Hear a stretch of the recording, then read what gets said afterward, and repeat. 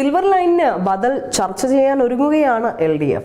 Silver line പദ്ധതിയുടെ ബദലായി regional rapid transit system അവതരിപ്പിക്കാനാണ് സർക്കാരിന്റെ ആലോചന. നയപരമായ തീരുമാനത്തിനായി പദ്ധതി അവതരിപ്പിക്കും. ചൊവ്വാഴ്ച ചേരുന്ന LDF യോഗത്തിലെ മുഖ്യ അജണ്ടയാകും റീജിയണൽ റാപ്പിഡ് ട്രാൻസിറ്റ് സിസ്റ്റം. മുന്നണിയുടെ അനുമതിയോടെ പദ്ധതിയുമായി മുന്നോട്ട് നീങ്ങാനാണ് ധാരണയായിരിക്കുന്നത്. കേന്ദ്ര നഗരവികസന മന്ത്രാലയമാണ് പദ്ധതിക്ക് അനുമതി നൽകുന്നത് എന്ന് മാത്രമല്ല, മെട്രോ ആക്ടിന്റെ കീഴിൽ വരുന്ന RRDS പദ്ധതികൾക്ക് വേഗത്തിൽ അനുമതി ലഭിക്കുകയും ചെയ്യും. അതിവേഗ റെയിൽ പദ്ധതി എന്നത് മാറ്റി നഗരങ്ങളെ തമ്മിൽ ബന്ധിപ്പിച്ചിട്ടുള്ള റാപ്പിഡ് ട്രാൻസിറ്റ് സിസ്റ്റം സംസ്ഥാനത്തിന് അനുയോജ്യമാണെന്ന നിഗമനത്തിലാണ് സംസ്ഥാന സർക്കാർ. പദ്ധതിക്കായി പുതിയ DPR തയ്യാറാക്കേണ്ടി വരും. അതിവേഗ പദ്ധതിയായി ഇത് നടപ്പിലാക്കാനാകുമെന്നാണ് പ്രതീക്ഷിക്കുന്നത്.